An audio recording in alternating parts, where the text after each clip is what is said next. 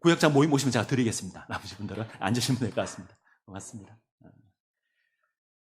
자, 오늘 말씀의 제목은 성육신은 최고의 사랑입니다. 이런 제목으로 함께 말씀을 대하려고 합니다. 제가 요즘 선교사님들을 자주 만납니다. 저와 함께 공부하셨던 목사님들 가운데 이제 선교사로 외국에 파송되셨다가 선교사님들은 4년 지나면 이제 안식년을 갖습니다. 안식할 때가 되어서 이제 국내에 돌아오시게 되면 한 번씩 만납니다. 특별히 저희 교회가 서울에 있잖아요. 그러니까 자주 만나게 되는 것 같습니다. 만나서 사역 이야기도 하고 기도 제목도 함께 나누고 그렇게 합니다. 저는 선교에 있어서 가장 중요한 것이 상황화라고 생각합니다. 말이 조금 어렵죠? 상황화.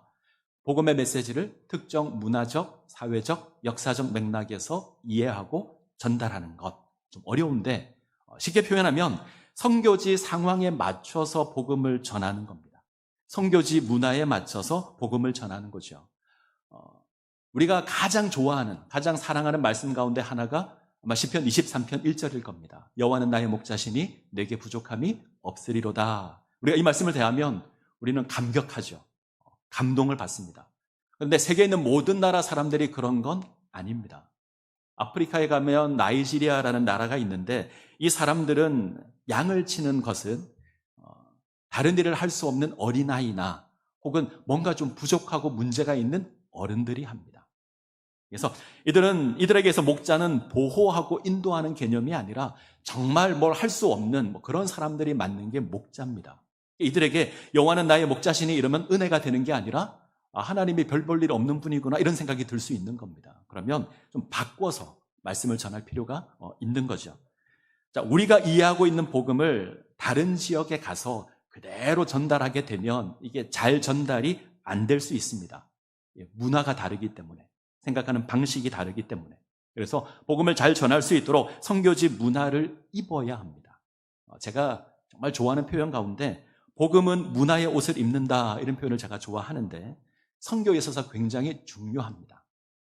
기독교 문화 인류학이라는 책을 쓴 찰스 크래프트라는 교수가 있는데 이 교수는 하나님은 문화 안에서 일한다 선언합니다. 하나님께서 문화 안에서 문화를 통해서 일하십니다. 이게 우리 주일학교 교육에도 참 필요하다라는 생각을 합니다. 나라와 나라 사이의 문화가 다르고 민족과 민족 사이의 문화가 다릅니다. 근데 요즘은 한 나라, 한 민족 사이에도 문화가 다른 것 같습니다. 우리가 자라던 어린 시절, 제 기준으로 하면 저는 뭐하고 자랐냐면 딱지치기 하고 구슬치기 하고 여자아이들은 고무줄 놀이하고 그러고 자랐습니다. 근데 요즘 아이들은 이렇게 놀지 않죠. 한 손에 스마트폰 들고 그곳으로 놉니다. 문화가 바뀌었습니다. 그런데 우리가 우리 생각대로 우리 방식대로 주의 말씀을 아이들에게 가르친다? 아이들에게는 굉장히 낯설고 어려운 것이 될 겁니다. 그래서 이 상황화라는 것이 필요합니다. 우리 주일학교 교사들 꼭 기억하여 주시고 기도해 주셔야 합니다.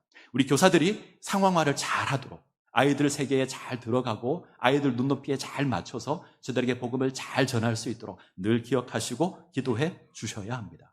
오늘 왜 이 상황화 이야기를 하냐면 오늘 우리가 대하는 말씀이 이것과 관련되어서 그렇습니다. 오늘 말씀은 예수님의 상황화입니다. 성자 하나님이신 예수님께서 우리를 구원하기 위하여 이 땅에 임하셨습니다. 하나님의 영광의 모습 그대로 임하지 않습니다. 창조주 하나님께서 피조물의 모습으로 우리 인간의 육체를 입고 이 땅 가운데 임하셨습니다. 이게 상황화입니다. 우린 이것을 성육신 이렇게 고백하죠. 하나님의 구원은 인형 뽑기가 아닙니다. 거룩한 하늘에서 집어다가 옮겨 놓는 게 아니라는 말입니다. 하나님께서 우리를 구원하기 위해서 이 땅 가운데 오셨습니다. 창조주 하나님이 피조물의 모습으로 우리 육신의 모습으로 이 땅 가운데 임하십니다. 그리고 우리 죄악을 감당하십니다. 이것으로 우리를 구원하십니다. 하나님의 구원 방법은 우리와 같아지는 것입니다. 에덴 동산의 아담과 하와를 인해서 죄가 세상에 들어왔습니다. 죄로 말미암아 사망이 왕노릇합니다.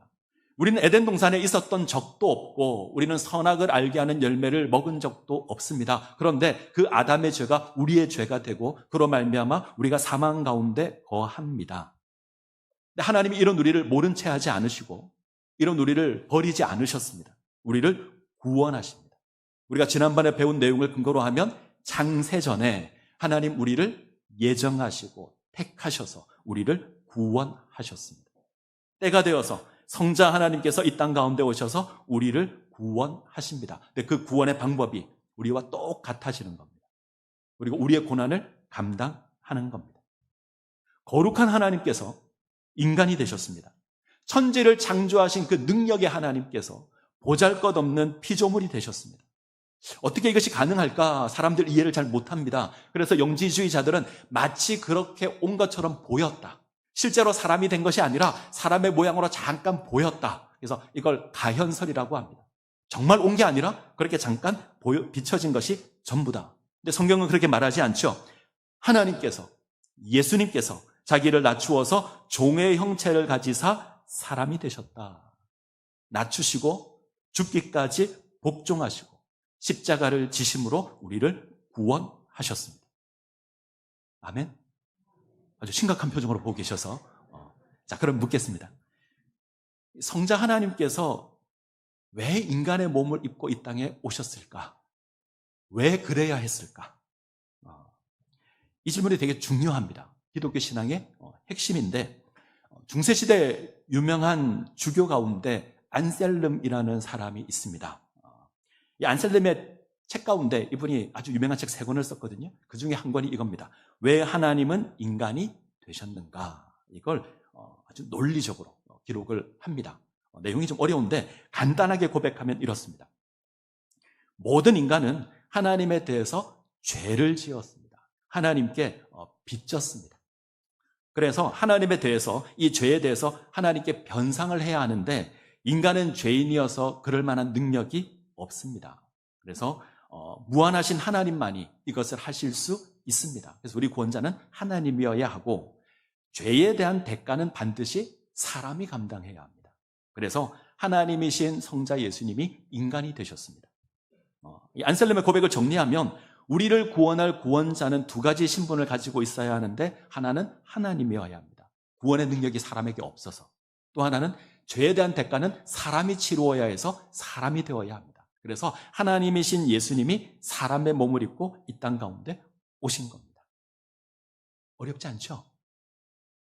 어려우신가요? 자, 조금 쉽게 볼까요? 자, 이사야 59장 2절. 이사야 59장 2절. 같이 읽습니다. 오직 너희 죄악이 너희와 너희 하나님 사이를 갈라놓았고 너희 죄가 그의 얼굴을 가리어서 너희에게서 듣지 않으시게 함이니라. 우리의 죄악이 하나님과 우리 사이를 갈라놓았습니다.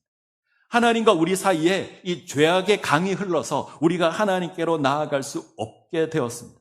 이 관계를 회복하기 위해서 우리는 이 죄악의 강을 건너가야 하죠. 건널 수 있는 다리가 필요합니다. 자, 그림을 한번 볼까요? 자, 하나님과 사람 사이에 간격이 있습니다. 죄악의 강이 흐릅니다. 사람에게는 이것을 넘어갈 만한 능력이 없습니다. 왜? 우리는 하나님의 형상을 잃었습니다. 허물과 죄로 이미 우리는 죽었습니다. 죽었다는 말은 반응하지 않는다는 말이고요. 그 무엇도 할 수 없다는 말입니다. 우리에게는 다리를 놓을 만한 능력이 없습니다. 그래서 다리는 하나님께서 놓으셔야 합니다. 이 일을 위해서 예수님께서 오셨습니다. 그리고 이 죄의 값을 치루어야 다리를 건너갈 수 있죠. 죄를 지은 사람이 죄의 값을 지불해야 합니다. 그래서 예수님께서 친히 우리의 모습으로 오셔서 죄의 값을 치르는 겁니다. 고린도전서 15장 3절 4절을 보시면 내가 받은 것을 먼저 너에게 전하였노니 이는 성경대로 그리스도께서 우리 죄를 위하여 죽으시고 장사 지낸 바 되셨다가 성경대로 사흘 만에 다시 살아나사. 성경은 분명하게 선언합니다. 하나님이신 예수님께서 우리 죄를 위하여 죽으셨습니다. 우리 죄를 위하여 죽으시고 장사되셨고 다시 살아나셨습니다. 이것으로 죄악의 강을 건너갈 다리를 놓으신 겁니다. 자, 그림을 보시면 예수님께서 다리가 되셨습니다. 그래서 우리가 하나님께로 건너갈 수 있습니다. 히브리서 2장 17절 18절 같이 읽습니다. 그러므로 그가 범사의 형제들과 같이 되심이 마땅하도다. 이는 하나님의 일에 자비하고 신실한 대제사장이 되어 백성의 죄를 속량하려 하심이라. 그가 시험을 받아 고난을 당하셨은즉 시험 받는 자들을 능히 도우실 수 있느니라. 예수님께서 형제들과 같이 되시는 이유가 있습니다. 우리 죄를 속량하기 위해서. 하나님의 거룩한 대제사장이 되어 우리 죄를 속량하게 하십니다. 예수님께서 친히 시험 받으시고 예수님께서 친히 고난 당하시고 그것으로 우리를 돕습니다. 우리를 구원하십니다. 이것이 하나님의 구원의 모습입니다. 자, 설명이 긴데 한마디로 표현할 수 있습니다. 자, 로마서 5장 8절. 같이 볼까요? 우리가 아직 죄인 되었을 때에 그리스도께서 우리를 위하여 죽으심으로 하나님께서 우리에 대한 자기 사랑을 확증하셨느니라. 우리가 죄인이었을 때에, 우리에게 아무런 소망이 없었을 때에, 하나님을 향해서 그 어떤 것도 할 수 없었을 그때에 그리스도께서 이 땅 가운데 오셨고 우리를 위하여, 우리 죄를 위하여 죽으셨습니다. 이것으로 하나님의 사랑을 확증하십니다. 하나님의 사랑을 증명하십니다. 하나님의 사랑을 보이셨습니다. 사랑입니다. 하나님께서, 성자 하나님께서 왜 이 땅에 인간의 모습으로 오셨는가? 사랑입니다. 하나님께서 우리를 사랑하시기에 이렇게 하셨습니다. 하나님 우리를 사랑하셨기에 사람의 모습으로 오셨습니다. 하나님 우리를 사랑하셨기에 이 땅에 오셔서 죽으셨습니다. 성자 하나님 이 땅에 보낸 건 우리를 위한 하나님의 사랑입니다.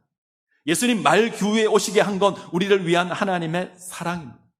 예수님 십자가에 달려서 죽으신 건 우리를 향한 하나님의 사랑입니다. 그 사랑으로 이렇게 하시는 겁니다.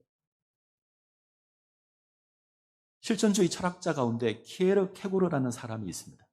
이 사람이 하나님의 성육신을 어떻게 하면 잘 설명할 수 있을까 고민하다가 이야기를 하나 지었어요. 그 이야기가 이렇습니다. 백성들이 어떻게 살고 있는지 너무 궁금해하는 왕이 있었습니다. 이 왕이 평상시에 평민의 복장으로 이제 백성들 사이를 이제 다니는 겁니다. 그래서 백성의 모습을 이제 살피는데 어느 날 역시 평민의 옷을 입고 시장으로 갔습니다. 시장 모퉁이에 쭈그려 앉아서 동냥하는 거지 소녀 하나를 보게 되었습니다. 근데 왕이 이 소녀에게 반했습니다. 한눈에 이 소녀에게 반한 거죠. 이 상상할 수 없는 일이 일어났습니다. 왕인데 거지 소녀에게 반했습니다. 거지 소녀를 사랑하게 되었습니다. 근데 왕의 체면에 뭘 할 수 있는 건 아닌 것 같고 아무 말도 못하고 궁으로 돌아왔습니다. 근데 이 거지 소녀를 향한 이 마음이 사라지지 않는 거예요. 점점 더 뜨거워지는 겁니다. 그래서 병에 걸렸습니다. 사랑병에 걸렸습니다. 왕을 진단하는 의사가 왕을 진단하는데 몸에 아무런 이상이 없습니다. 그래서 이게 마음의 병이구나. 그래서 왕에게 묻습니다. 무슨 고민이 있으십니까? 그러자 왕이 내가 거지 소녀를 사랑하는데 어떻게 할 수 없어서 그래서 내가 마음이 아프다 이야기를 하죠. 의사가 권면합니다. 왕의 권한으로, 왕의 힘으로 소녀를 데려오면 되지 않습니까? 그러자 왕이 왕의 권한으로 그녀를 데려온다 한들 마음을 얻을 수 없지 않은가? 억지로 데려온다고 한들 마음을 얻을 수 있는가? 그래서 잠시 후에 왕이 방법을 찾았다면서 환호성을 지릅니다. 이렇게 말합니다. 방법을 찾았네. 내가 거지가 되면 돼. 내가 거지가 되면 그녀와 함께 생활할 수 있고 마음을 얻을 수 있는 가능성도 생기지 않겠는가? 그래서 누더기 하나 들고 왕궁을 떠났다고 합니다. 자, 키에르케고르가 지은 이 작은 이야기가 성육신을 완벽하게 설명할 수 있는 건 아닌 것 같습니다. 그런데 핵심은 정확합니다. 사랑입니다. 성육신은 사랑입니다. 거지 소녀와 같은 우리를 사랑하시는 그 하나님의 사랑입니다. 누더기 하나 들고 기쁘게 우리에게 오시는 그 하나님의 사랑이 성육신입니다. 우리를 사랑하시기에 이 일을 하시는 겁니다. 우리 가운데 오셔서 우리와 똑같아지시고 우리가 당하는 그 고난 똑같이 감당하시고 그렇게 우리를 부르시는 겁니다. 성육신은 사랑입니다. 예수님의 공생애를 시작하시고 얼마 되지 않아서 한 나병 환자가 예수님을 찾아왔습니다. 꿇어 엎드려 예수님께 간구하죠. 예수님, 원하시면 나를 깨끗게 하실 수 있습니다. 예수님, 이 사람을 어떻게 고치셨을까요? 어떻게 고치셨죠? 손을 들어 이 사람에게 대십니다. 그리고 내가 원하노니 깨끗함을 받으라 하십니다. 나병, 예전 저희 성경 번역은 문둥병으로 번역을 했습니다. 저주받은 병. 하나님의 저주를 받은 병이어서 그 누구도 이 사람과 만날 수 없고 그 누구도 이 사람과 접촉할 수 없습니다. 누군가 이 사람과 접촉하면 그 사람도 문둥병의 저주가 임했습니다. 근데 예수님 어떻게 고치시죠? 손을 대십니다. 무슨 말인가요? 문둥병의 그 저주 가운데 예수님 동참하시는 겁니다. 그 저주를 감당하시는 겁니다. 그것으로 이 나병 환자를 구원하십니다. 우리는 죽은 존재입니다. 죽음의 저주 아래 거하는 부정한 존재가 우리입니다. 그런데 하나님 우리를 찾아오셔서 우리를 구원하십니다. 우리 죽음 가운데, 우리 저주 가운데, 우리 부정함 가운데 당신이 임하셔서 그거 감당하셔서 그래서 우리를 구원하십니다. 왜 이렇게 하신다고요? 우리를 사랑하셔서. 우리를 향한 하나님의 사랑이 이렇게 하십니다. 우리를 사랑하셔서 기쁘게 이 땅 가운데 오시고 죽음의 저주 가운데 임하시는 겁니다. 이것으로 우리를 구원하십니다. 이 구원 이야기가 오늘 우리가 대하는 요한복음 1장입니다. 태초에 말씀이 계셨습니다. 이 말씀은 성자 하나님이신 예수님이십니다. 이 예수님께서, 이 하나님께서 세상을 창조하셨습니다. 우리가 성경을 보면 하나님의 세상을 얼마나 기쁘게 창조하셨는지 확인할 수 있습니다. 하나님께서 피조물 하나하나 만드실 때마다 보시기에 좋았더라 기뻐하셨습니다. 모든 것 다 창조하신 후에 하나님 보시기에 심히 좋았더라 말씀하셨습니다. 그 하나님이십니다. 그런데 세상에 죄가 들어왔습니다. 하나님의 생명을 잃었고 사망이 세상 가운데 가득합니다. 이 세상을 회복시키기 위해서 우리 하나님 어떻게 하셨냐면 이 생명의 말씀이 이 땅 가운데 오셨습니다. 자, 요한복음 1장 14절 같이 읽습니다. 말씀이 육신이 되어 우리 가운데 거하심에 우리가 그의 영광을 보니 아버지의 독생자의 영광이요 은혜와 진리가 충만하더라. 말씀이 육신이 되어 우리 가운데 임하십니다. 우리가 육신으로 임한 예수님을 볼 때에 하나님의 영광을 봅니다. 하나님의 은혜와 진리를 봅니다. 무슨 말일까요? 우리가 예수님을 보면 하나님이 보입니다. 우리는 예수님을 통해서 하나님께 나아갈 수 있습니다. 예수님을 통해서 생명을 얻는 겁니다. 근데 주목할 게 있는데 모든 피조물이 이 생명을 얻는 건 아닙니다. 생명의 말씀을 영접하는 자들이 있고 아닌 자들이 있습니다. 10절 11절 10절 11절 같이 읽습니다. 그가 세상에 계셨으며 세상은 그로 말미암아 지은 바 되었으되 세상이 그를 알지 못하였고 자기 땅에 오매 자기 백성이 영접하지 아니하였으나 생명의 말씀이 세상을 지었습니다. 그 생명의 말씀이 세상 가운데 임했습니다.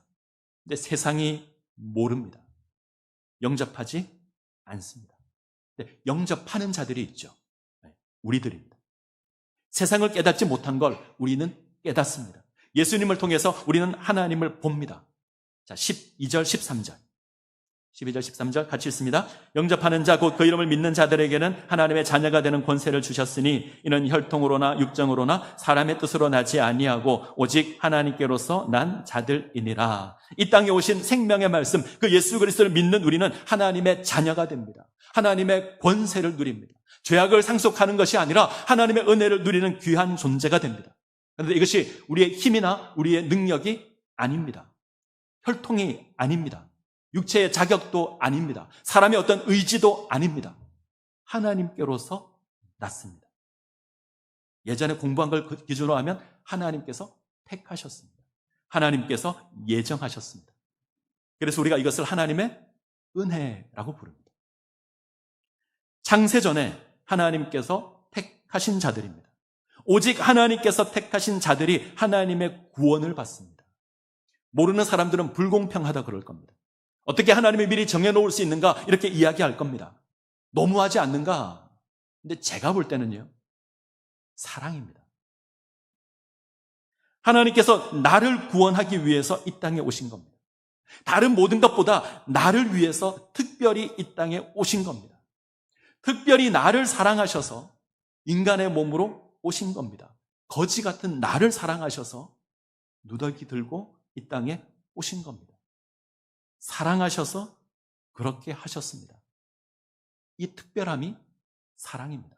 자, 만약에요, 세상 가운데, 세상의 수많은 사람 가운데 구원을 받을 사람이 나 하나밖에 없다. 나 한 명만 구원을 받는다. 오셨을까요? 나 한 명밖에 없는데 오셨을 겁니다. 우리 주님 그런 분입니다. 세상에 이 수많은 사람 가운데 구원받을 자가 나 하나밖에 없다면 기쁘게 오셨을 겁니다. 기쁘게 오셔서 고난당하시고 기쁘게 십자가를 지셨을 겁니다. 나 하나를 위해서 그렇게 하시는 겁니다. 자, 이사야 43장. 자, 자막도 있는데 찾겠습니다. 이사야 43장 1절.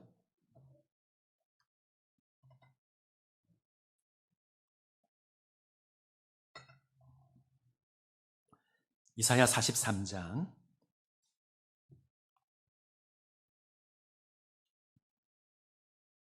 1절 말씀을 같이 읽습니다. 야곱아 너를 창조하신 여호와께서 지금 말씀하시느니라. 이스라엘아 너를 지으신 이가 말씀하시느니라. 너는 두려워하지 말라. 내가 너를 구속하였고 내가 너를 지명하여 불렀나니 너는 내 것이라. 이사야 43장은 절망 가운데 있는 이스라엘을 향한 고백입니다. 이스라엘은 바벨론 포로로 잡혀가서 절망 가운데 있습니다. 아무런 소망이 없습니다. 이제 우리는 망했다 이야기하는 상황인데 하나님께서 다시 회복시키겠다, 구원하겠다 말씀하는 것이 이사야 43장입니다.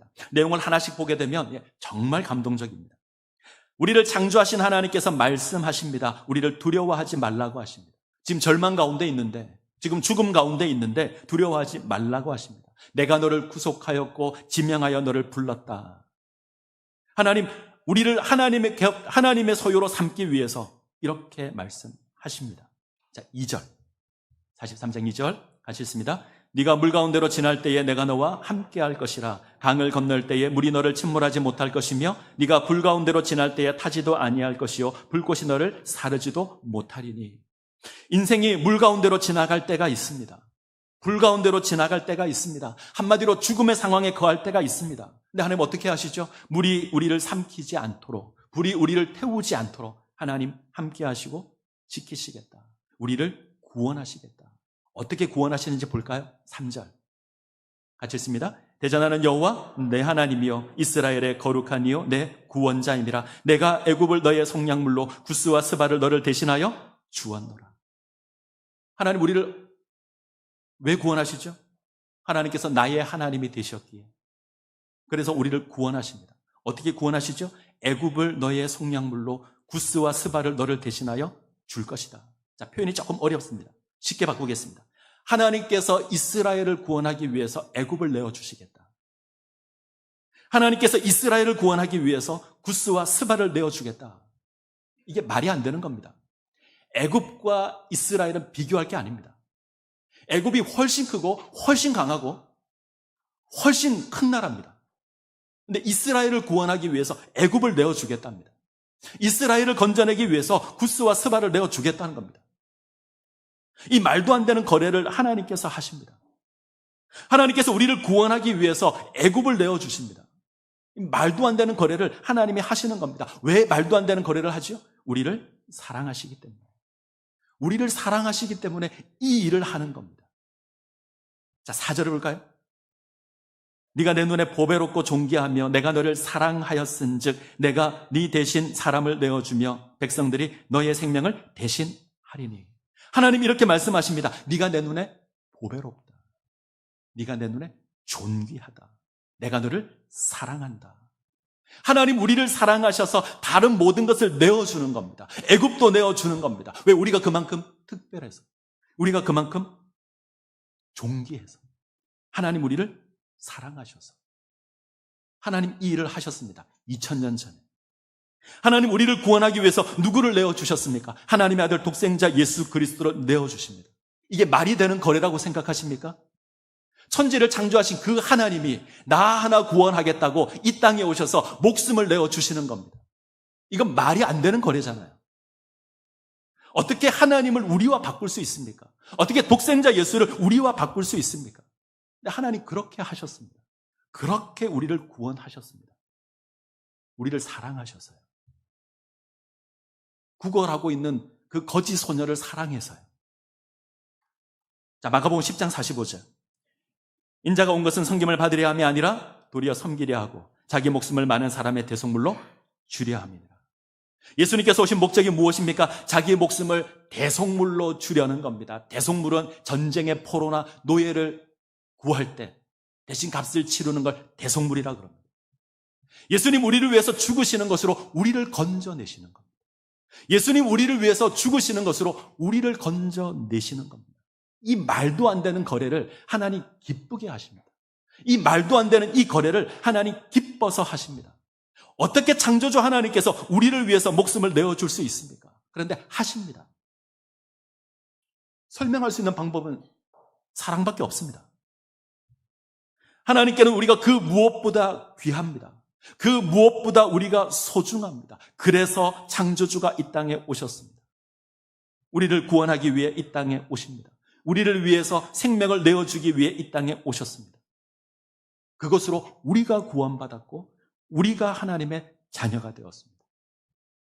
자, 요한복음 1장 14절 같이 읽습니다. 말씀이 육신이 되어 우리 가운데 거하심에 우리가 그의 영광을 보니 아버지의 독생자의 영광이요 은혜와 진리가 충만하더라. 이 말씀이 정말 감동이 되는 말씀입니다. 말씀이 육신이 되어 우리 가운데 거하십니다. 거하다, 헬라어로 스케노라고 하는데 이 단어는 텐트를 치다, 천막을 치다 이런 단어입니다. 이 단어가 구약으로 가면요 성막을 치다 이런 뜻입니다. 하나님의 성막, 예수님께서 육신이 되어서 우리 가운데 하나님의 성막으로 임하셨습니다. 하나님의 성전으로 임하셨습니다. 하나님의 성전은 하나님의 임재의 공간입니다. 하나님께서 우리와 함께 하신다 확인하는 공간이 하나님의 성전입니다. 우리가 이곳에서 하나님을 만나고 우리가 이곳에서 하나님을 예배하고 우리가 이곳에서 하나님을 섬깁니다. 이 성전으로 오셨습니다. 이 성전의 이름이 임마누엘입니다. 하나님 우리와 함께 계십니다. 우리가 이 성전에서 하나님의 영광을 봅니다. 우리가 이 성전에서 하나님의 은혜와 진리를 경험합니다. 성육신하신 그 예수님으로 말미암아 우리가 하나님을 알고 우리가 하나님을 섬기고 우리가 하나님을 예배하는 겁니다. 이 일을 위해서 친히 육신으로 오신 겁니다. 말씀을 맺겠습니다. 우리가 하나님의 놀라운 사랑을 받았습니다. 우리를 사랑하시는 그 사랑으로 우리가 구원을 받았습니다. 이를 위해서 친히 이 땅 가운데 오셨습니다. 성육신은 하나님께서 우리에게 베푸신 최고의 기적입니다. 성육신은 우리를 향한 하나님의 최고의 사랑입니다. 믿으시기 바랍니다. 그렇다면 이 사랑을 행하시기 바랍니다. 주님께서 우리에게 보이신 이 사랑 행하시기 바랍니다. 친히 우리와 같은 모습으로 이 땅에 임하셔서 우리를 위하여 죽으시고 우리를 사랑하시는 그 사랑을 기억하시고 똑같이 행하시기 바랍니다. 주님의 사랑을 본받아 다른 사람을 사랑하십시오. 적어도 우리의 사랑은 계산기를 두들기시면 안 됩니다. 우리의 사랑은 계산기로 두들겨서 확인될 사랑이 아닙니다. 그 사람의 자리로 낮아지시고 그 사람과 눈을 맞추시고 내 것을 내어주며 그 사람을 섬겨야 합니다. 그때 우리 교회가 하나님의 귀한 나라로 세워지게 될 겁니다. 연애를 누리시기를 간절히 소원합니다. 같이 찬양했으면 좋겠습니다. 그 사랑 얼마나 같이 찬양합니다.